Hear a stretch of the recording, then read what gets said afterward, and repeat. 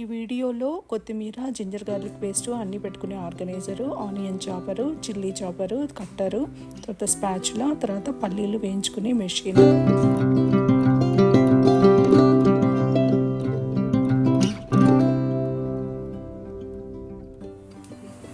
Hi అండి, welcome to ప్రతిరోజు.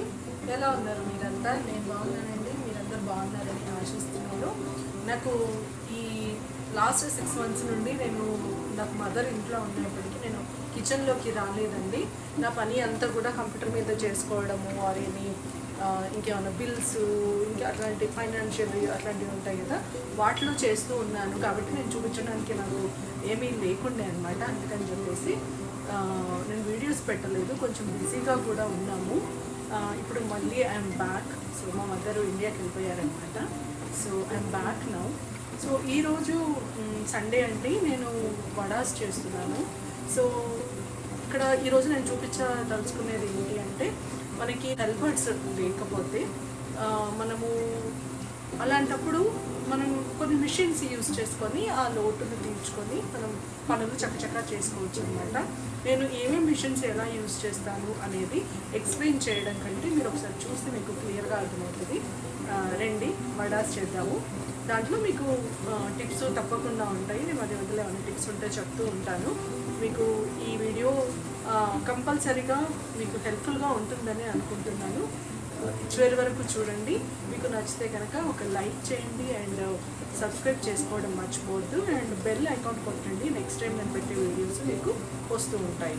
నేను షార్ట్స్ కూడా పెడుతూ ఉన్నాను, అది కూడా కంటిన్యూ చేస్తాను. ముందైతే ఈరోజు ఈ వీడియో స్టార్ట్ చేద్దాం. అన్నిటికంటే ముందు ఇక్కడ నేను ఆయిల్ హీట్ చేసుకోవడానికి పెట్టేసుకున్నానండి. హీట్ అవ్వడానికి టైం పడుతుంది కదా. సో ఇక్కడైతే పిండి చూపిస్తున్నాను. వడ పిండి నేను ముందు రోజే రెడీ చేసుకొని పెట్టుకున్నాను. తర్వాత దాంట్లో కావాల్సిన చిల్లీ, ఆనియన్ అవన్నీ కూడా అంటే కంప్లీట్ చాపింగ్ నేను కత్తితో చేయనండి, నేను చూపిస్తాను. తర్వాత ఇక్కడ నేను డబ్బా పెట్టుకొని ట్రాష్ అంతా కూడా అందులో వేసిస్తానండి. దానివల్ల మనకు క్లీనింగ్ ఈజీ అవుతుంది. తర్వాత ఇక్కడ నేను ఆనియన్, జింజర్ని దాని రెండింటిని కూడా కడిగి పెట్టుకున్నానండి.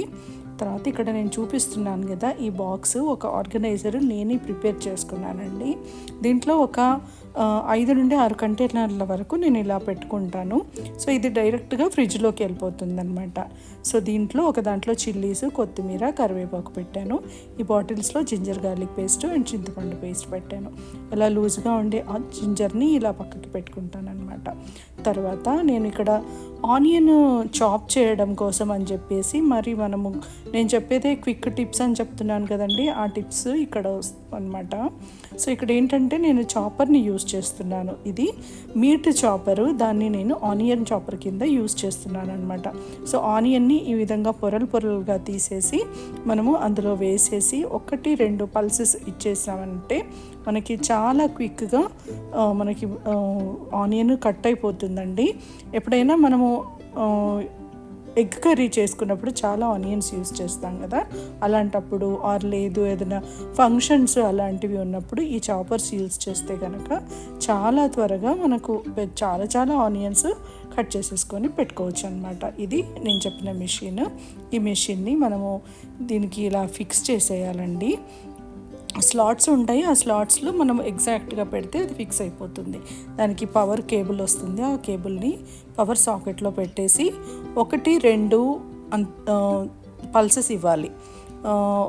అంటే ఒకటి స్లో పల్స్ ఉంటుంది అండ్ ఇంకొకటి కొంచెం స్పీడ్ పల్స్, 2 బటన్స్ ఉంటాయి. మనము 2 సార్లు అది ఇది యూజ్ చేసామంటే మనకు కావాల్సినంత చిన్న ముక్కలుగా కట్ అయిపోతుంది అనమాట.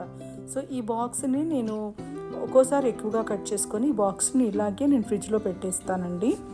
తర్వాత మనం ఇక్కడ ఒక చిన్న చాపర్ తీసుకుందాము. దాంట్లో ఇది ఎందుకు అంటే మనము జింజర్ తర్వాత చిల్లీస్ చాప్ చేసుకోవడం కోసము. వడాకి ఎప్పుడు కానీ జింజర్ని, చిల్లీస్ని కలిపి ఇట్లా ముక్కలుగా పేస్ట్ చెయ్యొద్దండి, దానివల్ల మనకి టేస్ట్ బాగుండదు అనమాట. ఎప్పుడు కానీ సపరేట్గా చేసుకోవాలి.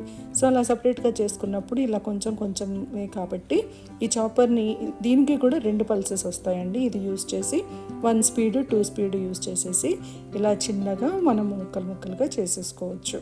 తర్వాత ఇలా రెడీ అయిన తర్వాత దీన్ని తీసి మనం ఇంకో గిన్నెలోకి ట్రాన్స్ఫర్ చేసిన తర్వాతనే దాంట్లోకి మళ్ళీ జింజర్ వేసి మళ్ళీ చిన్న చిన్న ముక్కలుగా కట్ చేసుకొని పెట్టుకోండి.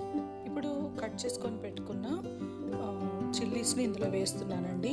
ఇక్కడ నేను హ్యాండ్ పెట్టుకోకుండా ఈ సిలికాన్ స్పాచులా యూజ్ చేస్తున్నానండి. దానివల్ల ఏంటంటే మనం ఊరికూరికి చెయ్యి పెట్టి కడుక్కొని అదంతా చేయకుండా ఆ స్పాచులా యూజ్ చేస్తే స్పాచులాతో మనం చెయ్యితో నీట్గా తీసేసినంత నీట్గా వచ్చేస్తుందండి. అదే మీరు స్పూన్ యూజ్ చేశారనుకోండి అలా రాదనమాట. సో ఇప్పుడైతే నేను మళ్ళీ ఇక్కడ జింజర్ని కూడా చిన్న చిన్న ముక్కలుగా చాప్ చేసుకుంటున్నాను. సో చూసారు కదా, నేను జింజర్ని కానీ చిల్లీస్ని కానీ కలిపి చాప్ చెయ్యలేదు. దానివల్ల టేస్ట్ బాగుండదని చెప్పాను కదా. ఒకసారి మీకు క్వశ్చన్ ఉంటే చేసి చూడండి, ఒకసారి కలిపి చేసి చూడండి, ఒకసారి వేరువేరుగా కట్ చేసి చూడండి, మీకే నేను చెప్పింది ఏంటో అర్థమవుతుంది. నేను రుబ్బిన పిండి 2 కప్పులు ఉంది కాబట్టి దానికి నేను ఒక 20 వరకు మిరియాలు ఒక్క ముక్కలుగా దంచి వేస్తానండి. సో ఇది చూస్తున్నారు కదా, నా ఆర్గనైజర్ చూపిస్తున్నాను. ఈ ఆర్గనైజర్లో నాకు అన్ని మసాలాలు ఉంటాయి అన్నమాట. సో ఇక్కడ చూస్తే ఇది మిరియాలు, పెప్పర్ అన్నమాట. సో నేను ఇలా లేబులింగ్ చేసుకొని పెట్టుకుంటాను. ఇది జస్ట్ నా కౌంటర్ టాప్ పైనే ఉంటుంది. సో నేను మాన్యువల్గా ఈ హ్యాండ్ పెస్టల్ ఉంటుంది కదా, ఇది మోటార్ పెస్టల్ యూజ్ చేస్తాను. దానివల్ల ఏంటంటే మనకు మెత్తగా అవ్వకుండా మనం కంట్రోల్డ్గా పెద్ద పెద్ద ముక్కలుగా జస్ట్ ఇలా పగలగొట్టాలన్నమాట, అంతే, అంతకంటే ఎక్కువగా చెయ్యొద్దు. అలా అయితేనే మనకు టేస్ట్ బాగుంటుంది. మరి పొడిగా వేస్తే టేస్ట్ అస్సలు బాగుండదండి. మీరు ట్రై చేసి చూడండి, పొడి వేసి ఆర్ లేదు ఇలా ముక్కలు ముక్కలుగా వేసి 2 రకాలుగా ట్రై చేసి చూడండి, మీకే అర్థమవుతుంది.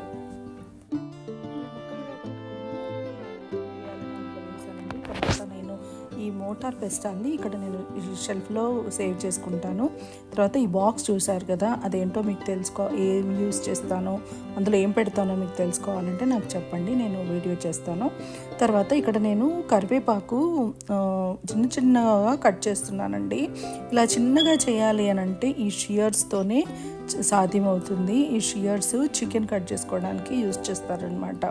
సో ఆ షియర్స్ నేను ఇలా ఒక్కోసారి చిల్లీస్ కూడా కట్ చేస్తాను.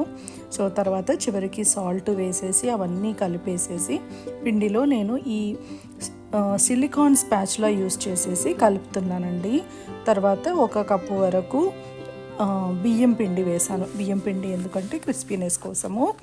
తర్వాత ఇక్కడ చూసారు కదా, మనం చట్నీ చేసుకోవాలి అంటే మనకు నేను పల్లీ చట్నీ చేస్తున్నానండి. ఈ పల్లీ చట్నీకి పల్లీలు వేయించాలి కదండి. మరి పల్లీలు వేయించాలి అంటే అక్కడ నిల్చొని కలుపుతూ ఉండాలి అంటే చాలా టైం పడుతుంది.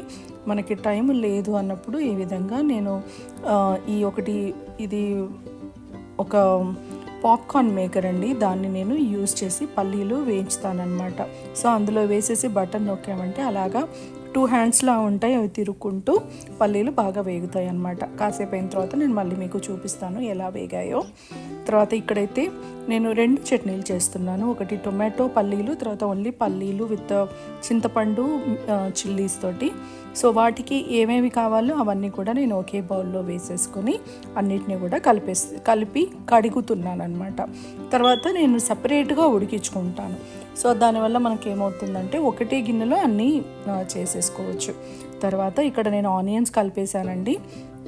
ఇక్కడ నేను చూపించేది ఇది వడాలు తీయడానికి ఇలా జాలి గంటెలా ఉంటాయి కదండి, అది యూజ్ చేశాను. తర్వాత ఇది నా స్పూన్ రెస్ట్ అండి. నేను ఇలా స్టీల్ ప్లేట్సే యూజ్ చేస్తాను, నేను స్పూన్ రెస్ట్ కొనను. స్పూన్ రెస్ట్ కొనడం వల్ల ఏమవుతుందంటే ఒకసారి యూజ్ చేసామంటే దాన్ని నెక్స్ట్ డే వాష్ చేయలేదనుకోండి, అప్పుడు మనకు స్పూన్ రెస్ట్ పెట్టుకునే ప్లేస్ ఏది ఉండదన్నమాట. సో అలా కాకుండా నేను ఇలా స్టీల్ ప్లేట్స్ యూజ్ చేస్తే నాకు రోజు ఒకటి యూజ్ చేసుకోవచ్చు. ఇవాళ వాడేసాను అనుకోండి, రేపు మార్నింగ్కి మళ్ళీ నాకు ఇంకోటి లేదు అనకుండా అది వాష్కి వేసేసి ఇంకొక ప్లేట్ తీసుకుంటాను.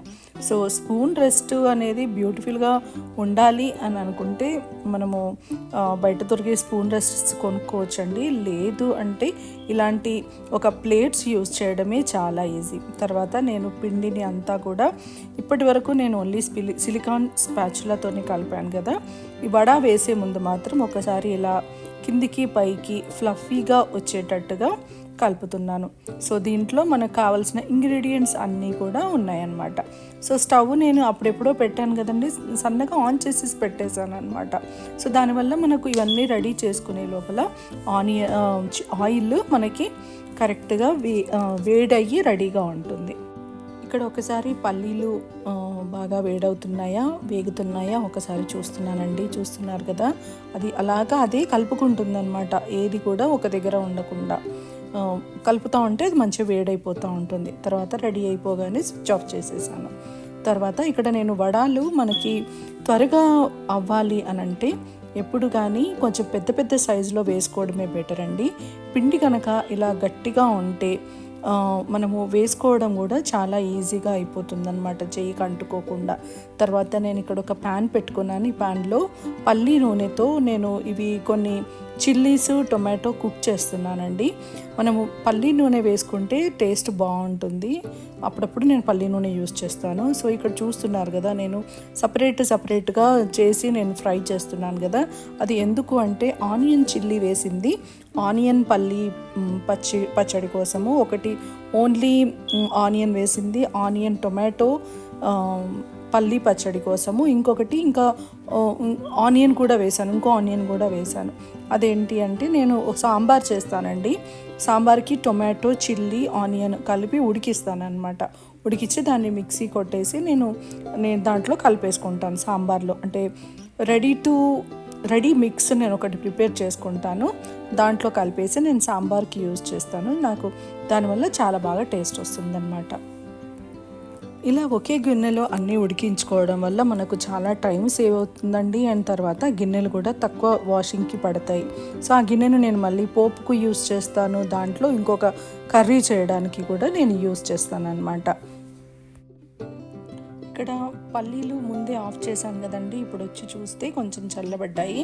ఇలా చాలా బాగా వేగాయండి. ఒకసారి ఇలా కొంచెం తిని చూస్తే కూడా లోపల బాగా ఉడికిందనమాట వేడికి. సో ఇప్పుడు నేనైతే 2 గిన్నెలు రెడీగా పెట్టుకున్నానండి. ఇవేంటంటే టొమాటో పల్లీ చట్నీ, తర్వాత ఇంకొకటి చింతపండు పల్లీ చట్నీ అనమాట. ఆ రెండింటి కోసం 2 గిన్నెలు పెట్టుకున్నాను. సో పేస్ట్ చేసేటప్పుడు నేను పల్లీలు కొంచెం గోరువెచ్చకంటే ఎక్కువగానే వేడిగా ఉన్నాయండి. అవి నేను ఇందులో అన్నీ కలిపి నేను ఒకేసారి పేస్ట్ చేసేసుకుంటున్నా. సో దాంట్లో నేను కావాల్సింది జీలకర్ర, ఉప్పు, జింజరు కామన్ కాబట్టి అది ఈ 3 వేసేసి నేను కొంచెం చల్లటి నీళ్ళు అందులో పోసేసి నేను మిక్సీ వేసేసాను. సో దీనివల్ల ఏమవుతుందంటే వేడి పల్లీలు చల్లారే వరకు వెయిట్ చేయాల్సిన అవసరం లేకుండా మనము చల్లటి నీళ్ళు పోసేస్తే చాలా త్వరగా పేస్ట్ అయిపోతుంది. సో ఈ పేస్ట్ని నేను 2 భాగాలుగా చేసుకున్నానండి. ఒక పార్ట్ ఏమో టొమాటో కలుపుతాను, ఈ ఒక పార్ట్లో చింతపండు కలుపుతాను అనమాట. సో ఇది ఫస్ట్ చట్నీ. దీంట్లో నేను ఓన్లీ చిల్లీస్ మాత్రమే వేసాను అనమాట. సో తర్వాత 2వ రౌండ్కి నేను ఇంతకుముందు ఉడికించుకున్న టొమాటో, తర్వాత చిల్లీ వేసేసి దాంట్లో పక్కకు పెట్టుకున్న హాఫ్ పేస్ట్ ఉంది కదా, ఆ పేస్ట్ ఇందులో వేసేసి మళ్ళీ నేను కొంచెం వాటర్ అలా వేసేసి మెత్తగా మిక్సీ కేసేసుకున్నాను. సో దానివల్ల నా 2వ చట్నీ కూడా రెడీ అయిపోయిందనమాట. సో ఇప్పుడు వాటికి పోపు పెడితేనే కదండి బాగుంటుంది. నేను యూజువల్గా వర్కింగ్ డేస్లో అయితే నేను పోపు పెట్టనండి, టైం తీసుకుంటుంది కదా. కానీ ఇది వీకెండ్ చేస్తున్నది కాబట్టి పోపు కూడా పెట్టుకుంటాను నేను. సో దీనికి నేనైతే ఒక పెద్ద ప్యాన్, ఇంతకుముందు నేను టొమాటో ఉడికించిన ప్యాన్ కదండి, అదే ప్యాన్ని రీయూజ్ చేస్తున్నాను అనమాట. దాంట్లో మళ్ళీ పల్లి నూనె వేసేసి దానికి నేను పోపు పెట్టుకుంటా. పోపు ఎలాగా అంటే నాకు 3టికి వచ్చేంత పోపు పెట్టుకుంటా. 3 ఏంటి, ఒకటి టొమాటో పల్లీ చట్నీ, 2వది చింతపండు పల్లీ చట్నీ, అండ్ 3వది నాకు సాంబార్ అండి. సాంబార్ నేను ఇంతకుముందు చిల్లీ, ఆనియన్, టొమాటో కలిపి ఒకటి ఉడికిచ్చాను. ఆ 3టిని ఉడికిన తర్వాత నేను పేస్ట్ చేసేసి నా దగ్గర ఉన్న సాంబార్ ప్రీమిక్స్ నేను ఇంట్లో తయారు చేసుకున్నాను, దాంట్లో కలిపేసి నేను సాంబార్ చేస్తాను. నేను ఆ రెసిపీ నేను మీకు ఎప్పుడైనా పెడతాను, చేయడం చూపిస్తాను. తర్వాత పౌడర్ ఎలా చేసుకుంటానో కూడా నేను మీకు చూపిస్తాను. సో ఇప్పుడైతే నాకు పోపుకి ప్యాన్ వేడెక్కుతుంది. మన చట్నీస్కి పోపు కావాలి కదండి. సో పోపు అంతా కూడా నేను ఇదే సేమ్ ప్యాన్లో పెట్టేసుకుంటున్నానండి. ఆయిల్ వేసాను, జీలకర్ర, ఆవాలు, పప్పు, మినపప్పు, తర్వాత ఎండుమిర్చి, తర్వాత ఇది కరివేపాకు అండి. కరివేపాకు ఇంతమంది లాగానే బాగా వేయించేసేసి అది కరివేపాకు వేయంగానే కొంచెం తడికి ఇలా చిల్లుతుంది కదా, అలా చిల్లకుండా నేను మూత పెట్టేశాను అనమాట. వెంటనే ఏదైనా ఇలాంటివి చిల్లుతున్నాయి అన్నప్పుడు వెంటనే మూతలు పెట్టడము చాలా ఇంపార్టెంట్ అండి. దానివల్ల మీకు కౌంటర్ టాప్ అంతా డర్టీ అవ్వకుండా, మనకు క్లీనింగ్ ఎక్కువ పడకుండా మనకి టైం చాలా సేవ్ అవుతుంది అనమాట. సో అటు పక్కకు నేను వడాలు 1, 2, 3 అలా ఆయిల్ వేసేస్తున్నాను. తర్వాత ఇక్కడ హింగువ అండ్ పసుపు కూడా నేను పోపులో వేస్తానండి. ఇంగువ వేస్తే చాలా బాగుంటుంది కదా. సో నేను అది టొమాటో పల్లి పేస్టే కానీ, చింతపండు పల్లి పచ్చడే కానీ, సాంబారే కానీ అన్నిటికీ కూడా మనము సేమ్ అన్ని ఇంగ్రీడియంట్స్ సేమ్ యూస్ చేసుకోవచ్చు. ఒక పప్పు ఒకటి తప్పించి పప్పు మనము అంటే మినపప్పు, పోపులో వేసిన మినపప్పు మనము సాంబార్లో వేయం కాబట్టి అది పడకుండా మిగిలిన పోపు వేసేసుకోవచ్చు అనమాట. సో ఈ విధంగా చేసుకుంటే కనుక మనకు ఒకటి బౌల్లో పోపు కూడా అయిపోతుంది. సో ఈ పోపు రెడీ అయిపోయిన తర్వాత నేను పోపు తీసేసుకున్న తర్వాత అదే బౌల్లో నేను కర్రీస్ యూస్ చేయడానికి కూడా పెట్టుకుంటానండి. అదేమీ డర్టీ అవ్వలేదు కదా, జస్ట్ మనం కర్రీస్ నూనె ఇవే వేయించాము కాబట్టి మనము అందులోనే కర్రీ చేసుకుంటే మనకి టైం గిన్నెలు కూడా సేవ్ అవుతాయి. తర్వాత ఇక్కడ చూస్తున్నారు కదండి, ఈ సాంబార్లోకి కూడా ఆ పోపు ఒకటి వేసేసి మిగిలిన పోపుని నేను పచ్చళ్ళల్లో వేసేసుకున్నాను. ఇలా వాడుకున్న తర్వాత మిగిలిపోయిన అల్లం ముక్కని, ఇది పొట్టు తీసిన ముక్క అండి, దాన్ని ఒక ఇలాంటి బాక్స్లో పెట్టేసి నేను ఇంతకుముందు చూపించిన ఒక స్టోరేజ్ బాక్స్లో పెట్టేస్తాను అనమాట. సో ఇది డైరెక్ట్గా ఫ్రిడ్జ్లోకి వెళ్ళిపోతుంది. తర్వాత ఇక్కడ నేను చింతపండు పేస్ట్ని ఒక పల్లి పచ్చళ్ళలో యాడ్ చేస్తున్నానండి. ఆ పేస్ట్ ఇంట్లో చేసిన పేస్టేనండి. కొన్నవి ఎప్పుడు యూజ్ చేయొద్దుకండి, దాంట్లో మనకు ప్రిజర్వేటివ్స్ వేస్తున్నారు, అది హెల్త్కి మంచిది కాదు. సో తర్వాత నేను పోపు రెండిట్లలో పోపు వేశాను. సో ఇంతపండు నేను వేసిన చింతపండు అది ఉడికించిన తర్వాత మనం ఇంకా పిప్పి అంతా తీసేసిన చింతపండు అండి. సో దాన్ని డైరెక్ట్గా అందులో కలిపేయడమే అనమాట. సో ఇలా నేను స్పూన్ కూడా ఒకటే యూజ్ చేస్తానండి. మనమే కదా రెండు కూడా సేమ్ పచ్చళ్ళు. సో ఒకటే స్పూన్ మనం ఇలా రెండిట్లలో యూజ్ చేసుకుంటే గిన్నెలు కూడా తక్కువ పడతాయి. సో ఇంతకుముందు నేను చెప్పినట్టుగా ఈ ప్యాన్ని కూడా నేను మూత పెట్టేసి పక్కకు పెట్టుకుంటానండి. సో మళ్ళీ రీయూజ్ చేయాలి. ఓకే, మా లంచ్ రెడీ అండి. ఇక్కడ ఎన్ని హాట్ వడాస్ అండ్ ఇక్కడ వచ్చేసి సాంబారు